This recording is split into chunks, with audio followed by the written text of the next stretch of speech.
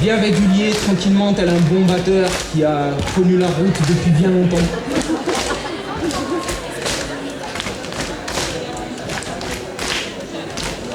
Lorsque son monde hors sol sera devenu sa seule escorte, je suis curieux de voir comment l'espèce humaine se comporte, jusqu'à en oublier que les nuits profondes sont mortes, avec leurs chants profonds, leurs cohortes de notes, odes aux étoiles. Combien de cyberpoètes à la con naîtront sur la toile? Combien de chants sacrés verront le jour à la lueur d'un lampadaire? C'est pas que je sois accro qu'à la terre, mais je doute qu'une planète béton et lumière nourrisse le gouffre estomac de mon imaginaire. Et qu'on ne me crache pas la figure que je crache sur ma ville. Qu'on ne m'accuse pas que j'abuse d'une de ces figures de style d'un exil facile, celle qu'un Dre de 16 piges chantait à tue-tête, tu piges. J'aimais Babel et Gaïa et la dualité que ça exige. Comment pourrais-je être autrement? Je suis juste descendant de l'humanité, nourri de rumeurs mélangées de nature et d'urbanité au creux de nos identités. Cette précieuse alternance qu'on voulait prôner, merde.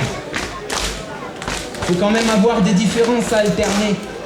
Moi j'étais partant pourtant pour ces villes carrefour du monde, mais là ça devient un carrefour, de carrefour et à la longue.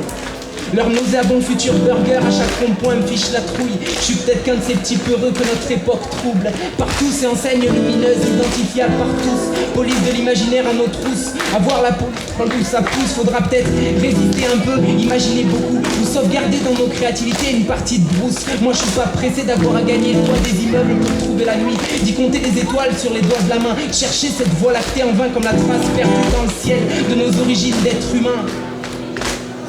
Combien de temps faudra pour que les trackers de champs profonds tournent en rond, pour que les grands téléchargeurs d'illimité touchent le fond? On l'avait au-dessus de nos têtes, l'illimité, ces cons-là n'ont rien inventé. J'ai peur que l'art tout entier se laisse piéger dans ce piège à lumière, et nous on saute dans le feu, trop fiers d'être descendants de ceux qui l'auraient dompté un peu. On décroche et on donc, on meurtrit la nuit. La plupart disent tant pis, et au fond, y a que les poètes qui se méfient, mais y a pas que les corps qui dansent, y a les âmes aussi. Quand l'homo sapiens remplit sa bouche d'étoiles, c'est des mots assassins de corruption qui se dévoilent. Et une partie de cette vérité s'affale quand l'asphalte l'avale. J'en sais rien ce que devient l'humain quand il pomme ses clés, quand il perd le lien avec son propre jardin. Mais... 24 maintenant.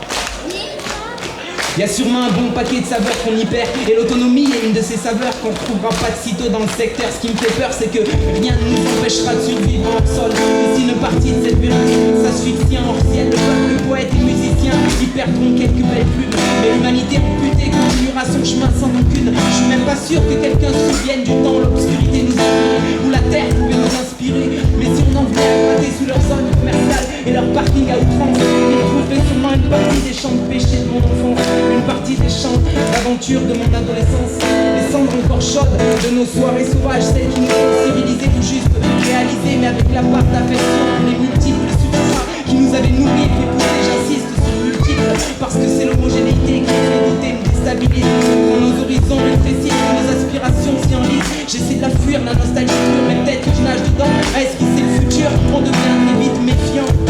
Quand nos horizons rétrécissent, que nos aspirations s'y enlisent, j'essaie de la fuir, la nostalgie pure, mais peut-être bien que je nage dedans à esquisser le futur, on devient très vite méfiant. Quand nos horizons rétrécissent, que nos aspirations s'y enlisent, que nos jeunes s'y ennuient, que certains de nos vieux ils paniquent à esquisser le futur, on devient très vite méfiant. Et c'est quoi au tournant? C'est l'étiquette de la paranoïa